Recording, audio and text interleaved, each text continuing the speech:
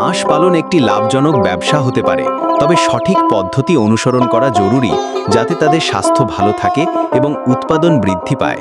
এখানে হাঁস পালন করার সঠিক পদ্ধতির কিছু প্রধান দিক তুলে ধরা হলো। ১. বাসস্থান নির্বাচন।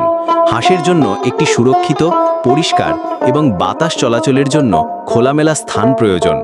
বাসস্থানের আকার হিসেব করতে হবে হাঁসের সংখ্যা অনুযায়ী।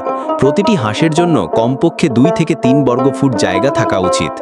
পাকা বাসা বা কাঠের খাঁচা ব্যবহার করা যেতে পারে, কিন্তু অবশ্যই এর মধ্যে পর্যাপ্ত আলো ও বাতাস চলাচলের ব্যবস্থা থাকতে হবে। 2. খাবারের ব্যবস্থা। হাঁসের খাদ্য সুষম এবং পূর্ণাঙ্গ হওয়া উচিত, যাতে তারা স্বাভাবিক বৃদ্ধি এবং উৎপাদন করতে পারে।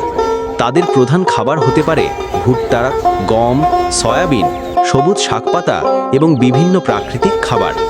জল সরবরাহের জন্য একটি পরিষ্কার এবং প্রচুর পরিমাণে পানি দেওয়া উচিত। 3. স্বাস্থ্যসেবা। হাঁসকে নিয়মিত টিকা এবং চিকিৎসা দেওয়া প্রয়োজন। তাদের জন্য সাধারণত ইনফ্লুয়েঞ্জা, নিউমোনিয়া এবং অন্যান্য রোগের টিকা দেওয়া হয়। প্রতিদিন তাদের শারীরিক অবস্থা পরীক্ষা করা উচিত, যেমন কোনো অস্বাভাবিক আচরণ বা লক্ষণ দেখা দিলে দ্রুত চিকিৎসকের পরামর্শ নেওয়া। 4. ডিম সংগ্রহ।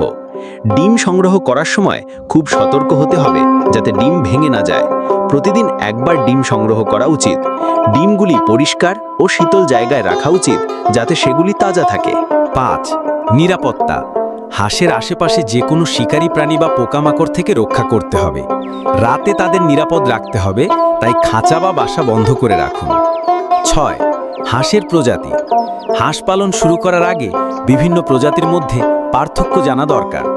সাধারণত ব্রয়লার ও লেয়ার 2 ধরনের হাঁস পালন করা হয়।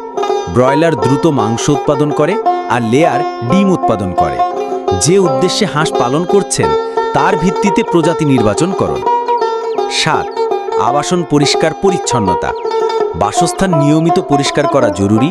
মলমূত্র পরিষ্কার করার মাধ্যমে রোগবালাই প্রতিরোধ করা সম্ভব। শুকনো ও পরিষ্কার মাটিতে তাদের রাখা উচিত। 8. পর্যাপ্ত আলোর ব্যবস্থা। হালকা পরিবেশ হাঁসের বৃদ্ধি ও ডিম উৎপাদনে সাহায্য করে।